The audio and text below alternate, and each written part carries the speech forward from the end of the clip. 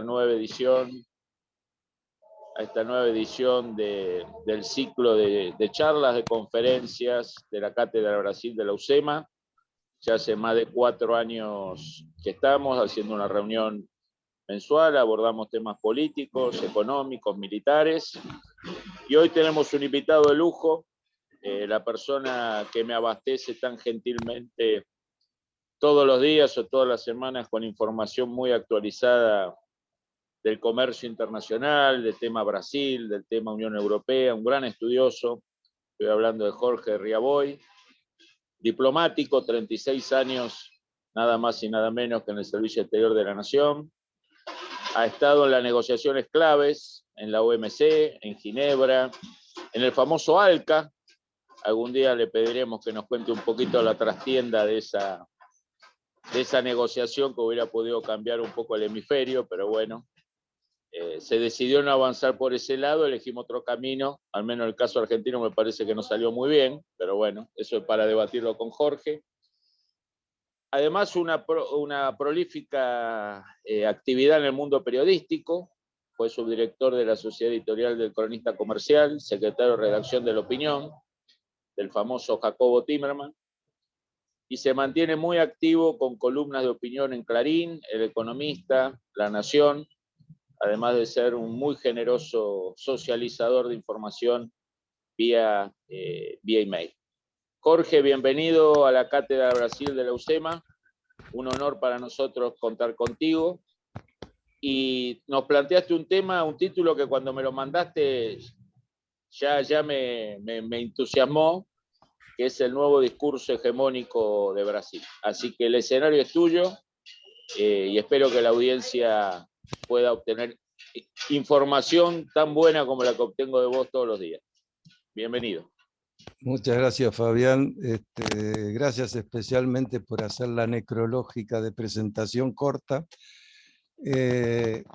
Lo primero que se me ocurre cuando uno habla de Brasil, el Mercosur y lo que estamos haciendo en materia de inserción en el mundo, es aquello que decía un gran columnista del Washington Post y del Herald Tribune, al que yo seguía mucho, que se llamaba Art Buchwald. Él decía que en Washington no hay gente mala, sino gente muy buena que hace cosas muy malas. Y creo que en el Mercosur y en la región en general pasan cosas de esta naturaleza porque no hay ideas claras y generalmente hay actos religiosos, no actos de racionalidad. No, a mí no me gusta etiquetar a la gente, sino etiquetar las acciones y los correctivos para enmendar las acciones que estamos haciendo. Yo me encontré la sorpresa cuando volví de Ginebra en el año 1998, que mi jefe entonces, Jorge Campbell, me dijo, mira, te propusimos y saliste elegido por unanimidad como el primer presidente del Grupo de Negociación de Agricultura del ALCA. Ajá, y vos algún día pensabas consultarme si yo quería o no quería. No, yo sé que vos tenés que querer. Y así empezó una odisea, y acá entramos en materia, en la cual en la primera reunión se aparecieron dos amigos, la representante del USTR. El USTR es la Oficina Representante Comercial de Estados Unidos, que tiene rango de miembro del Gabinete Nacional, y mi colega y amigo Terry Norman, de Canadá, que dijeron que lamentaban que los términos de referencia de la negociación ellos no podían aceptar el tema subsidios. Entonces, desde la presidencia uno tiene que administrar el debate, no gobernarlo. Les pregunté, ¿y cómo es eso? Porque acá figuran los términos de referencia que no solo aprobaron los ministros de comercio del hemisferio, sino que también fue aprobado a nivel de los presidentes y jefes de Estado del hemisferio. De manera que ustedes me están comunicando que América del Norte, excluyendo México en esto, no acepta lo que los presidentes dijeron que aceptaban. Este es un problema. Y entonces, después de varias sesiones, explicaron que le tenían temor a la noción de eliminar los subsidios a la exportación dentro del ALCA, de lo que sería el futuro ALCA, porque la competencia subsidiada de otros proveedores internacionales, por ejemplo, en el caso de agricultura, como la Unión Europea, seguiría teniendo subsidios. Entonces yo le dije, miren, esto así tiene alguna solución, pero les quiero comentar esto. Se puede dar una situación que es totalmente inversa a la que se tiene que dar en la política internacional. Cuando uno entra en un acuerdo de libre comercio o una unión aduanera, se tienden a eliminar de lo sustancial del comercio los aranceles. Se convierte el comercio exterior en comercio interno, como si, por ejemplo, es decir, la provincia de Buenos Aires comerciara con Córdoba o con Mendoza y estableciéramos subsidios para el comercio interprovincial. En ninguno de los casos que yo conozco existe esa idea de mantener los subsidios en zonas que van a ser de libre comercio y donde se van a eliminar aranceles. Pero les voy a proponer algo práctico. En el ALCA actuaban como secretaría asesora 3 de las organizaciones de América Latina, que eran el Banco Interamericano de Desarrollo, la OEA y la CEPAL. Y le digo, ¿por qué no hacemos un inventario, un muestreo de los principales acuerdos de libre comercio y nos fijamos si, como dice el Mercosur, en la decisión 10 del Mercosur del año 94, existe el compromiso de eliminar los subsidios dentro del marco de ese acuerdo regional? Bueno, ahí no sabían si matarme o sonreír, pero lo que yo dije debería haberlo dicho la delegación, no el presidente de las negociaciones. Y se hizo eso y demostró que efectivamente prácticamente todos los acuerdos de libre comercio eliminan los subsidios, es decir, en una secuencia que vaya proporcionalmente al proceso de liberalización del comercio. No quiero entrar en technicalities porque me van a odiar, pero lo que se da en la práctica es que si uno no elimina los subsidios entre los países en desarrollo de la región, Estados Unidos y Canadá, que los países que tenían subsidios activos, principalmente Canadá, Estados Unidos y, curiosamente, Brasil, iban a revertir los términos del caso, porque los países en desarrollo de la región iban a subsidiar a los países desarrollados en la medida en que todos eliminamos aranceles, pero unos se quedan con los subsidios. ¿Está claro lo que digo? Espero que sí. Y así empezó toda una discusión. Yo, al terminar mi mandato, me fui y pasaron dos cosas. A fines del 2001, principios del 2002, me llamó el colega Robert Debrin, que era el representante del Banco Interamericano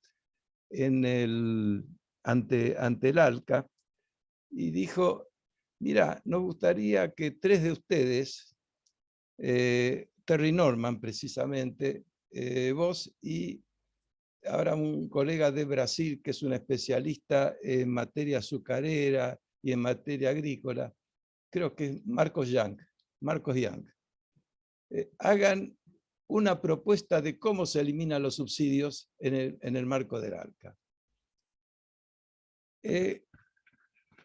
La voy a hacer muy corta. Después hicimos los 3 el trabajo y no nos pusimos de acuerdo porque yo había hecho un paper en el que proponía, tomando en cuenta la experiencia del GATT y de la OMC con mecanismos que estaban en vigencia y utilizables, de cómo se podían eliminar esos subsidios y neutralizar los subsidios de extrazona. Eso no causó placer en la gente del hemisferio norte, pero ante los hechos no podían negarse. Yo dejé mi tarea en el ALCA y el gobierno argentino no estaba muy complacido con mi independencia, algunas de mis opiniones, y me premió con una propuesta de o tómelo o déjelo, de ir como cónsul general a Montreal. En el año 2004 empieza ya una batalla que habría de señalar lo que está pasando hoy en el campo de la política internacional brasileña. La negociación en el ALCA se interrumpió y siguió varias veces, como todos ustedes saben. Por eso, como tenemos tiempo limitado, estoy tomando atajos. Y en una reunión en la que participaron por la Argentina Roberto Labaña, uno de los pocos economistas que algo de esto entiende, y Martín Redrado, se asociaron a la posición que tenía Brasil en ese momento de decir que la discusión sobre subsidios vaya a Ginebra, o sea, a la OMC, para evitar este conflicto que se había presentado en el grupo de negociación agrícola. Pero esperar que la OMC elimine los subsidios era una utopía total. Y fundamentalmente significaba olvidarse de una cosa, que es que cuando cuando uno está haciendo un acuerdo de libre comercio, hace un acuerdo OMC Plus. Los compromisos de derechos y obligaciones y las concesiones comerciales que ya existen en la OMC ya existen, son contractuales y son obligatorias para todo el mundo. Pero cuando uno hace un acuerdo, por ejemplo, como el Mercosur, es para ir más allá en términos de ambición. Y lo que proponían, y entiendo que ahí la mano que fue conciliadora fue la de querido colega Celso Amorín, canciller por 8 años consecutivos en la primera presidencia de Lula, y ahora después fue ministro de Defensa de Dilma, y ahora está sentado muy cerca del despacho nuevamente de Lula. Él quería, digamos, cerrar sin tocar el tema subsidios. Y entonces se daban esa situación paradójica, esas dos situaciones paradójicas. Una, que nosotros estábamos conformes con mantener lo que ya existía en la OMC. Para eso no hacía falta negociar. Dos, que los países en desarrollo iban a subsidiar y a tener menos poder competitivo que los países desarrollados. En el año 2010, Celso Amorín se convirtió en una especie de shuttle negotiator, como fue Kissinger en términos de algunas negociaciones de paz, como el caso de Vietnam, y el acercamiento de Estados Unidos con China. Celso se convirtió en una especie de enlace del grupo más importante de la masa crítica de decisiones de la Organización Mundial de Comercio, y ejerció una especie de conciliador en vuelo de las posiciones de Estados Unidos, la Unión Europea, Japón y la India, que siempre fue la piedra en el zapato para que avancen las negociaciones en materia agrícola. Hizo una gran labor, pero lo que estaba predicando en ese momento era ser una especie de factotum, semi-independiente y semi-impulsor, de las tesis que tenía el mundo desarrollado y que era ir adelante con concesiones comerciales sin eliminar los subsidios dentro del marco regional. Esta travesura la repitió en el año 2010, cuando fue de visita, él solo, sin comitiva, a Bruselas, y discutió mano a mano con la gente de la Unión Europea la posibilidad de que aceptemos un acuerdo con la Unión Europea, que ya llevaba 10 años de discusión. De paso, les quiero comentar, no por un problema de ego, sino por mi compromiso con la liberalización del comercio, en la que yo creo mucho y fervientemente. Fui el primer, el que hizo las instrucciones del lanzamiento de las negociaciones en Buenos Aires, del proceso de Unión Europea-Mercosur, y también por razones accidentales, porque la reunión era a nivel de secretario de Estado, me tocó ser el coordinador del Mercosur con la Unión Europea en el Palacio San Martín. Les cuento esto un poco para decirle que, es decir, mi militancia en el tema. Y en ese momento, es decir, gracias a la caridad de algunos colegas y amigos que tenía en Ginebra, yo seguía recibiendo los clippings, los recortes de prensa, como me sucede ahora, con los boletines diarios de la Organización Mundial de Comercio, y me encuentro que en Agra Europe, que es un boletín muy caro que se edita en Europa sobre temas agrícolas, cuentan que también Celso fue a Bruselas y dijo: nosotros estaríamos dispuestos a que también, es decir, como hicimos en el ALCA, o intentamos hacer con el ALCA, sacar de la negociación la discusión sobre subsidios. Yo le estoy pasando los datos, es decir, si hay tiempo, después entro a calificar. Simplemente hasta ahora, es decir, estoy mostrando los requisitos del guiso, no del mole poblano, que es una comida mexicana que tiene 130 ingredientes.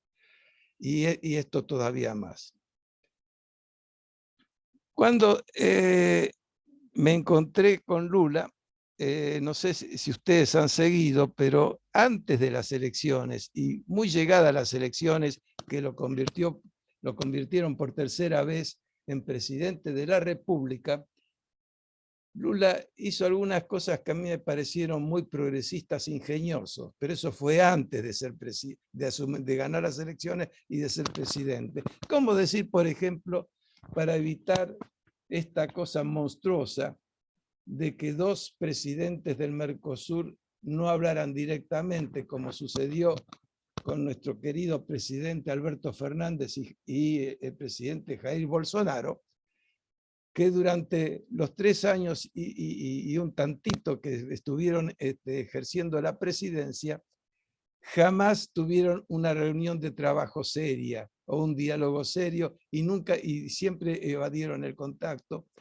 Lula propuso que todas las discusiones se hagan en el futuro, en el Mercosur, en el reintento de traer Brasil al mundo, que es lo que está haciendo ahora, o intenta hacer ahora, discutiendo siempre proyectos, nunca basadas las decisiones en términos de alianza política.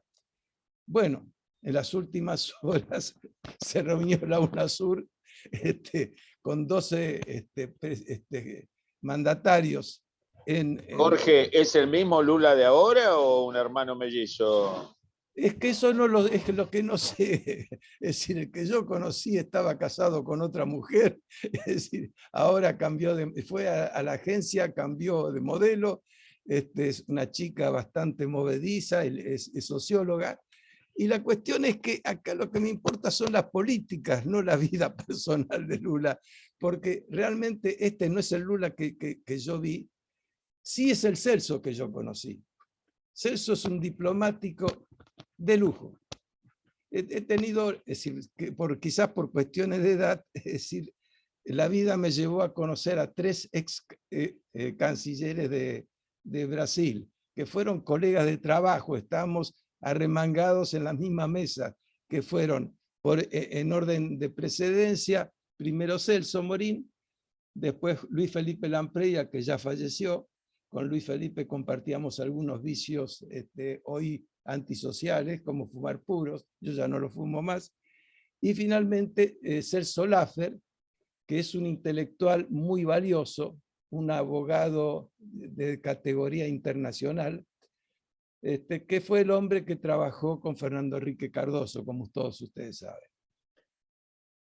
Y entonces acá nos encontramos con que a mí me pareció que el reingreso de Brasil y que todo el Mercosur sea una entidad de proyectos, no de alianzas políticas, que cada cosa se valiera por su propia dimensión y por su propio valor autocontenido. Yo hice una lista de lo que pasó en las últimas horas, ustedes no lo van a creer, yo tampoco lo creía, de lo que del nuevo perfil que tiene Lula. En algo que se firmó ayer, que es el consenso de Brasil de la UNASUR, se dicen que los gobiernos evitarán las medidas unilaterales con terceros países, y lo cual además sería consistente con la idea de consolidar el Mercosur sobre la base de proyectos. Si mis fuentes de información son correctas, hace 7, 8 días habló Lula por teléfono con mi amigo Xi Jinping, el presidente de China, para ofrecerle una reunión y una alianza estratégica bilateral. No Mercosur-China, sino Brasil-China. Y esto tiene un antecedente que es, yo diría que tragicómico. Ustedes se acordarán que en el año 2004, que yo mencioné hace un minuto, se hizo la conferencia, la reunión de presidentes del ALCA en la ciudad de Mar del Plata, y la contraconferencia argentina que armaron el presidente Néstor Kirchner y, en teoría, Lula. En realidad, la idea de la contraconferencia no fue de Néstor Kirchner, fue de Celso Amorín. ¿Y cómo lo sé esto? Porque Celso Amorín publicó un libro escrito en primera persona, muy cortito, que yo recomiendo enfáticamente su lectura, prologada por mi profesor y amigo Aldo Ferrer, ex ministro de Economía argentino, al que yo le tenía una enorme simpatía, aunque nuestras ideas nunca eran demasiado compatibles. Yo creo en la inserción racional del comercio del país y del comercio en el mundo. Y abandonaron las deliberaciones del ALCA, Lula y Celso Amorín, para reunirse en Brasilia con el compañero George Bush hijo y con Condoleezza Rice. Y uno de los ítems de agenda era hacer un acuerdo de libre comercio Estados Unidos-Brasil. De manera que Jair Bolsonaro no inventó eso. Es una vieja, pero una vieja ambición de los brasileños, y siguen un poco en la misma, pero en una línea que no es compatible con lo que es el mundo en la actualidad. Si ustedes quieren saber lo que es el mundo en la actualidad, eso le recomiendo a todos los políticos argentinos, a todos sin exclusiones, empezando por Javier Milei. Yo le aconsejaría que lea la declaración que se firmó el sábado pasado del G7. Como todos ustedes saben, el G7 es la casa matriz de lo que sería la política y la economía occidental. En este momento hackeada por el nivel de importancia que tiene la economía china. Y lo que dicen ahí, bueno, primero, es decir, en los pasillos especialmente, fue muy criticada, y en el texto es decir, muy criticado, es decir, el conflicto creado por Rusia al invadir Ucrania, número uno. En segundo lugar, y esto es muy importante, hicieron una defensa casi tipo Juana de Arco en la hoguera sobre el sistema multilateral, con algunos errores que yo creo que son errores forzados, no forzados, en cuanto a cómo tratar la política comercial. Y después enfatizaron de que ellos seguían basando toda su política en dos insumos básicos. La regla de la ley, que es lo que distingue a la democracia, y uno de los principios de la regla de la ley es que todos somos iguales ante la ley. Y en segundo lugar, es decir, la reglamentación del mundo occidental y de sus relaciones económicas, comerciales y políticas. Eso no es muy compatible con ninguna clase de anarquía.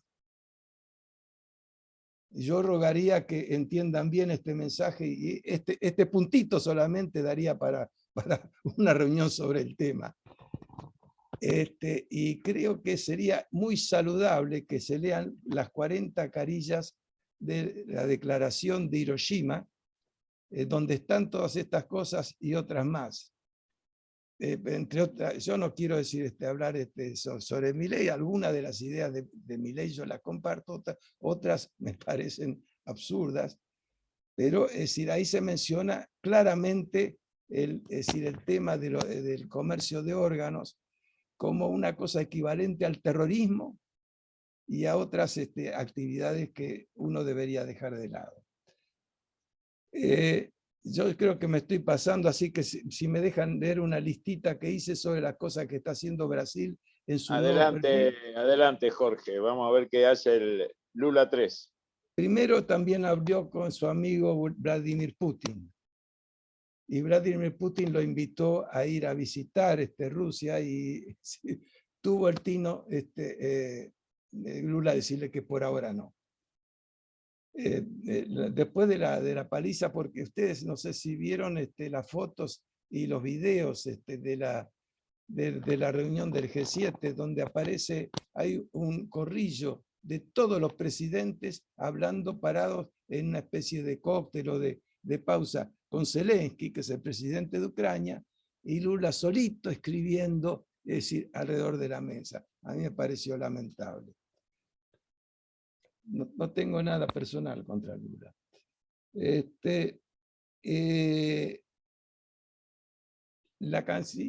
En algún momento, algún amigo que estuvo de un país extranjero que no voy a mencionar, ni el país, ni mi amigo, me dijo que es decir, el equipo que acompañó a Lula a Hiroshima, es decir, empezó a decir que lo que estaban haciendo de acercar a Zelensky a Lula en ese momento era una trampa. No sé si ustedes vieron eso. Se los recomiendo porque eso implica, es una especie de ejemplo de cómo está el ambiente a nivel internacional, con la declaración de que la responsabilidad de la invasión de Ucrania por parte de Rusia era un problema de responsabilidad bilateral.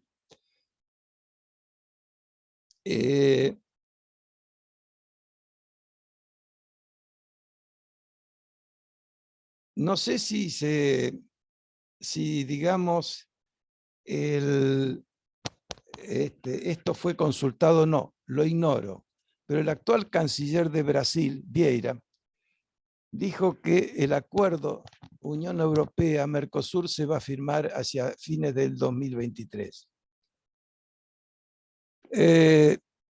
¿Los europeos lo saben eso, Jorge?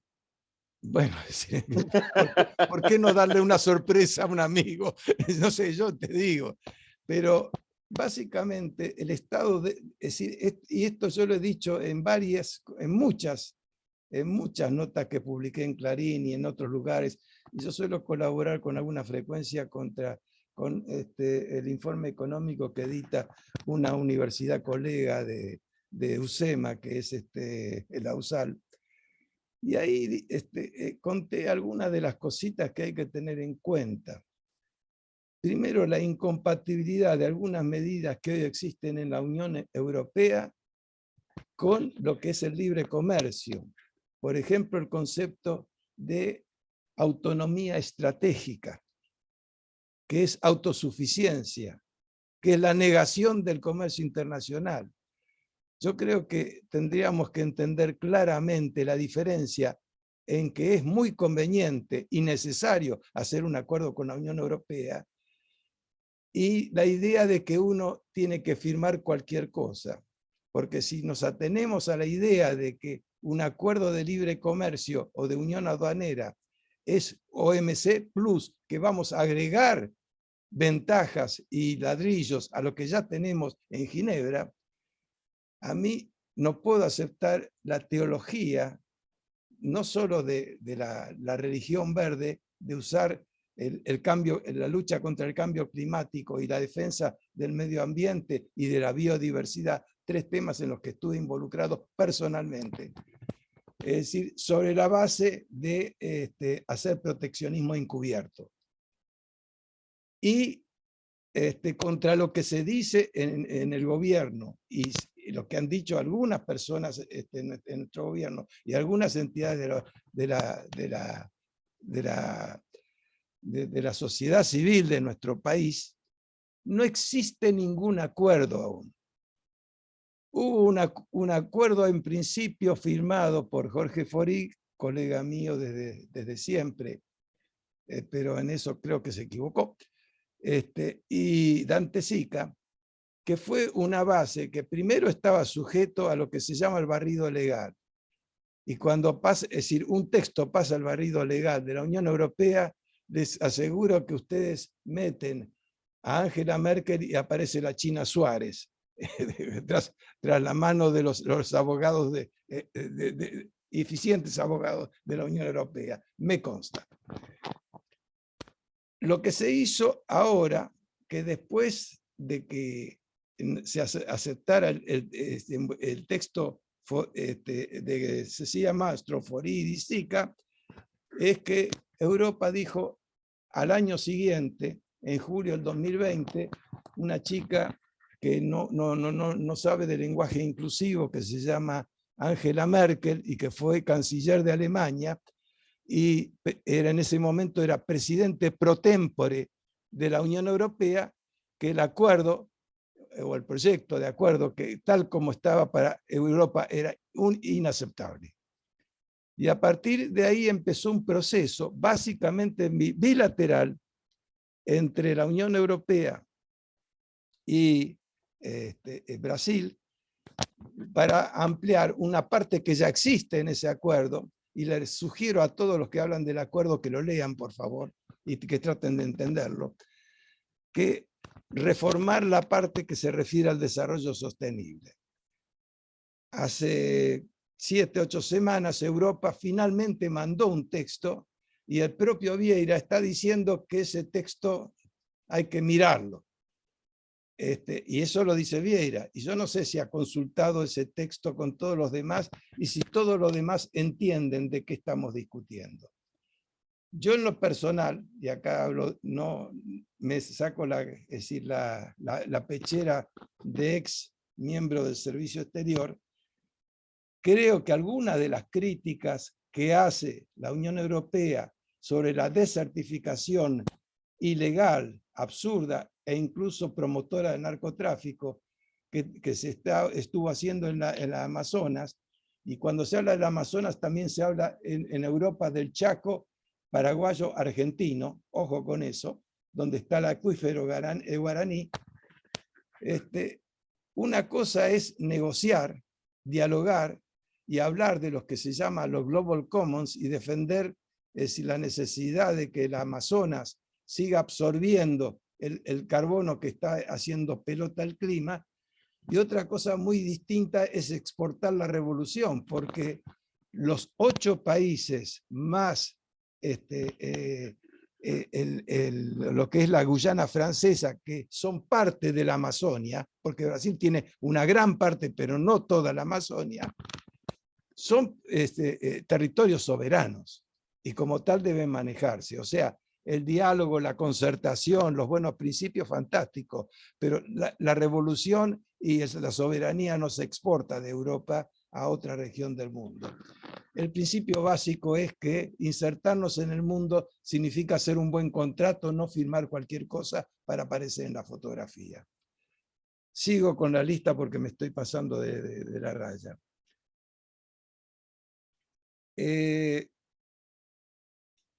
Quiero decir que no le podemos echar la culpa a Lula de lo que está pasando con el compañero Maduro, porque Bolsonaro antes de irse, es decir, le liberó el tránsito en Brasil.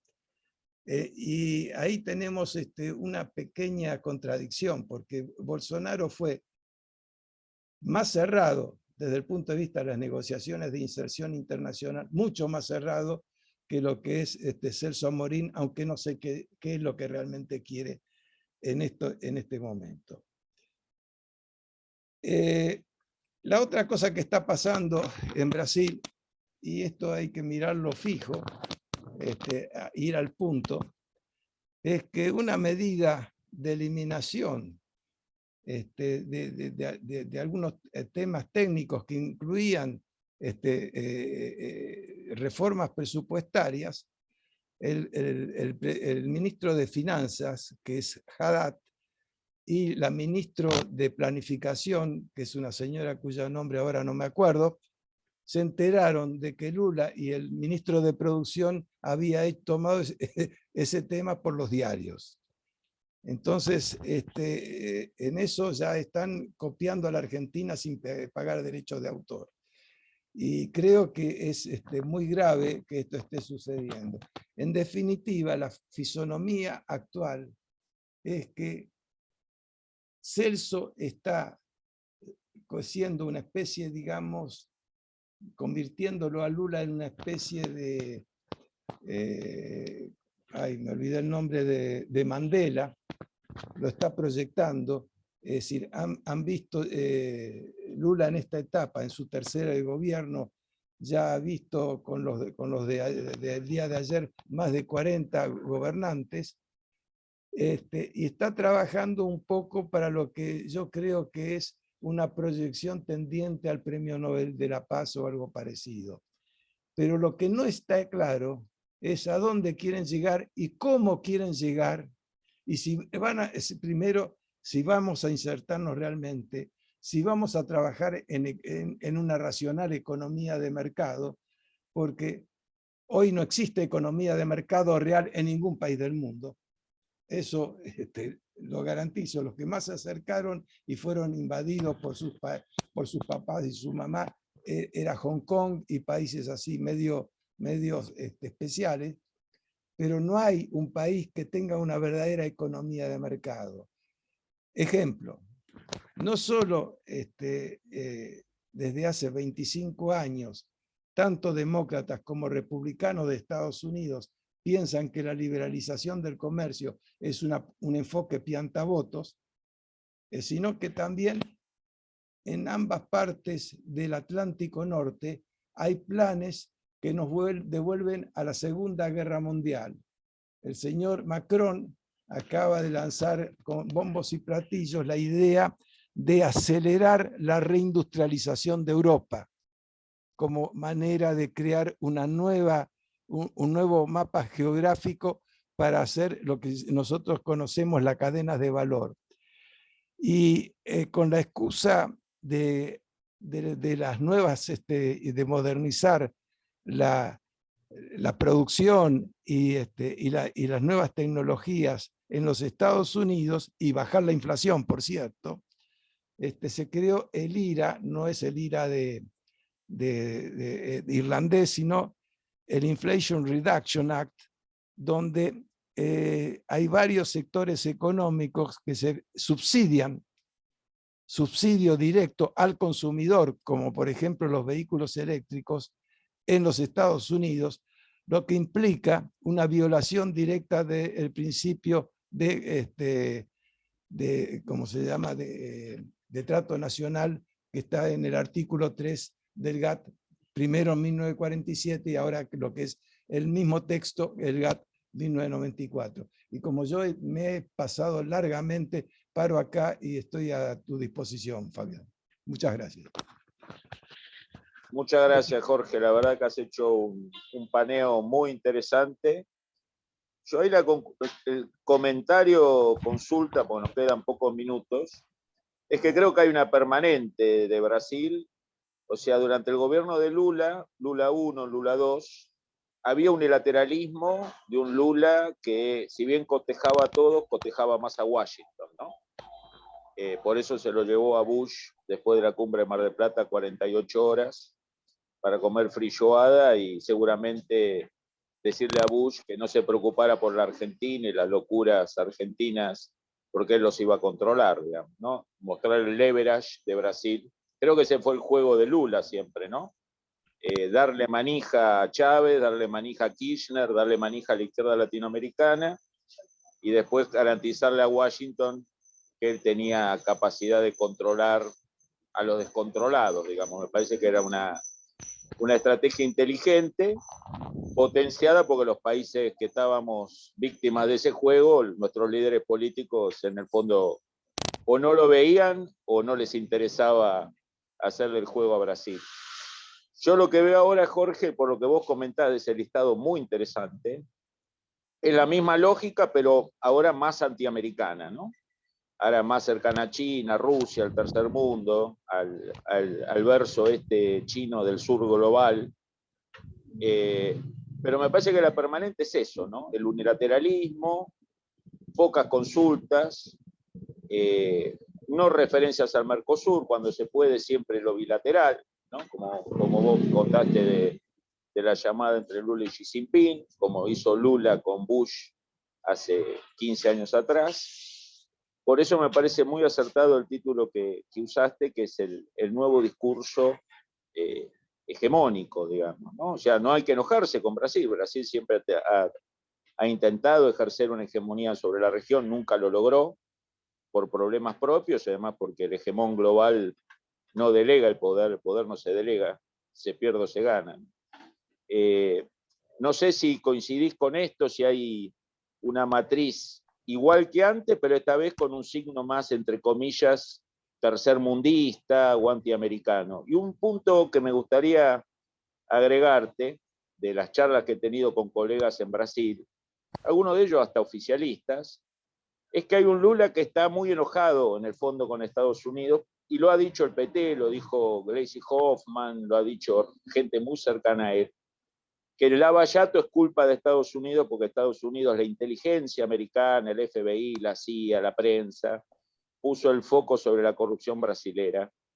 Y hay una especie de enojo que a veces se nota en algunos discursos de Lula, un Lula que ha perdido un poco digamos, el charme que tenía, se lo nota ahora rígido, enojado muchas veces, áspero, o diciendo sandeces, como dijo ayer, que el problema de Venezuela es un tema de discurso, o sea, todos los chicos que tenemos venezolanos repartiendo pizza acá, exilados en Chile, en Perú, en Colombia, en Estados Unidos, parece que es un tema gramatical de discurso, nada más no es una realidad que vive Venezuela. No creo que consiga así el Premio Nobel a la Paz diciendo esa aberración que desconoce el sufrimiento de 8 millones de personas exiladas más las que quedan adentro. Pero creo que hay una variable también personal y doméstica en esto, en este distanciamiento de ciertos discursos democráticos, republicanos, occidentales. No sé qué opinás vos, Jorge. Mira, yo creo que la persona que más influye desde siempre, desde la segunda mitad de su primera presidencia, o sea, de la segunda mitad de los primeros 8 años, que empezó siendo de lejos, es una habilidad que tiene, es Celso Amorín. Celso Amorín es una persona respetada, pero no querida dentro del propio Brasil.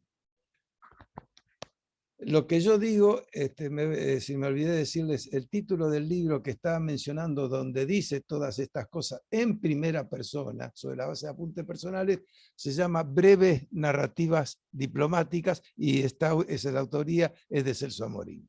O sea, todo lo que yo les estoy diciendo es una convicción de observar la actividad de Celso, que en lo personal es un tipo, no sé, yo he trabajado bien con él,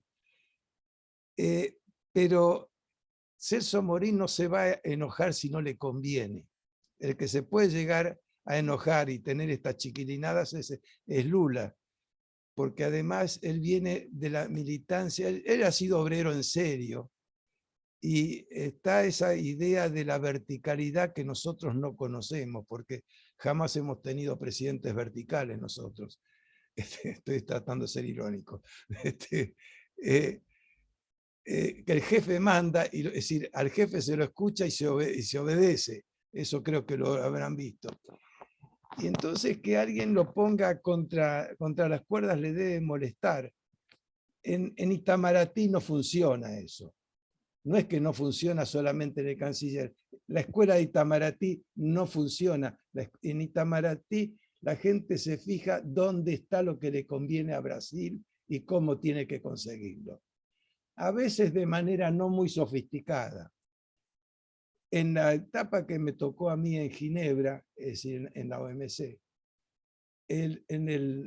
había un grupo de dos grupos, uno para el Comité de Agricultura, que yo presidí, fui una especie de presidente, active chairman vitalicio. Cada vez que faltaba presidente me metían a mí para que no jorobara desde la banca. La idea es hablar y agregar, sacar el puntito que me interesa, no es decir, darnos el gusto personal de bajarle la caña. Yo me aguanté una cosa que, en silencio, es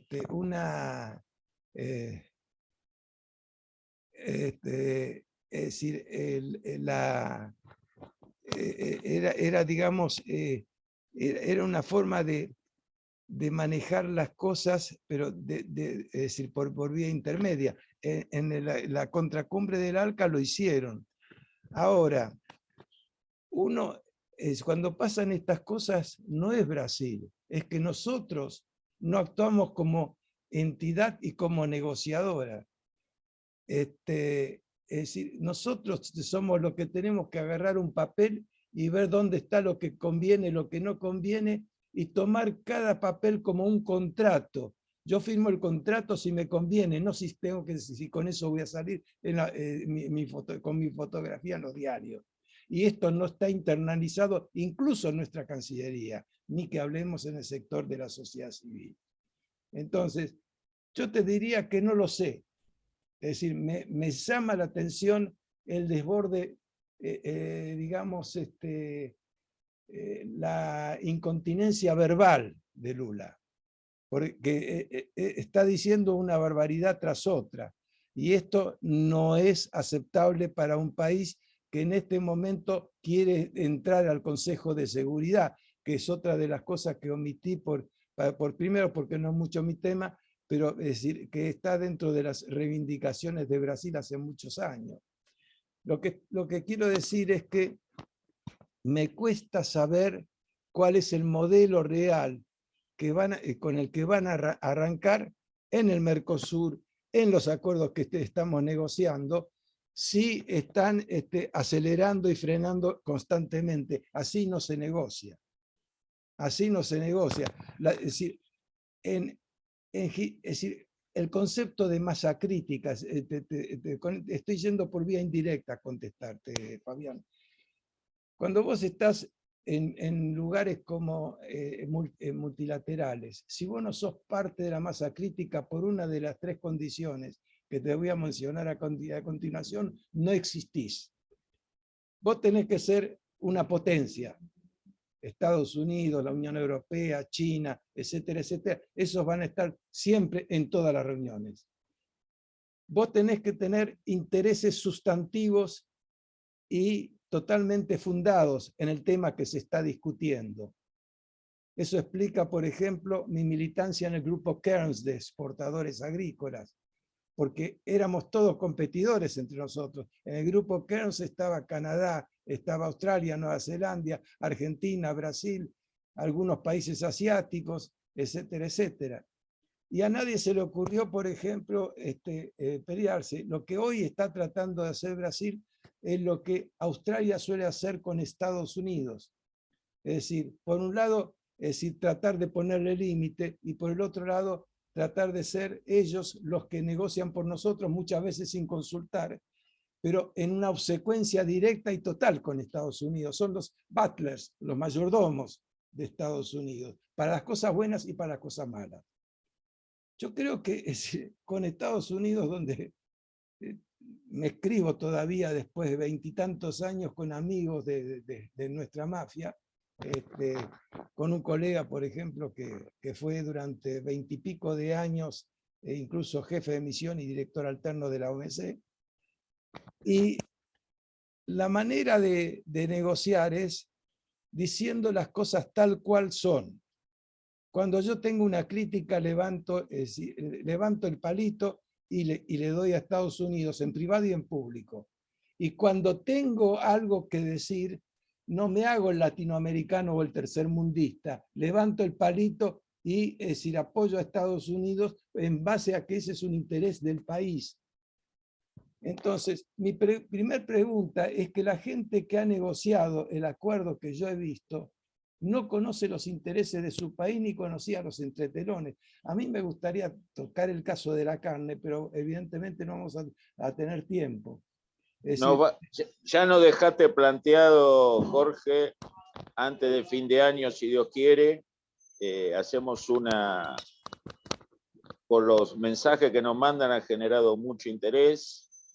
Muchas felicitaciones a tu presentación. Creo que has hecho un listado que no se publica en la Argentina. Has lanzado información que no es reflejada por nuestros medios de prensa y algunos por los propios medios internacionales de Brasil que seguimos. Así que agradecerte tu tiempo, agradecer tu visión desde el campo, ¿no? A nosotros nos interesa mucho en esta cátedra no solo la teoría, sino la práctica. Vos sos una persona que tiene un pie en cada lado, además sabés comunicar, has estado mucho tiempo en la prensa, así que agradecerte tu tiempo, agradecer tu presentación, desde ya avisarte a vos y a todo el público que nos sigue, que va a estar como siempre cargado en YouTube, para que lo puedan volver a ver, aquellos que no se pudieron conectar hoy, para que vos, Jorge, lo reenvíes a tus contactos externos y internos.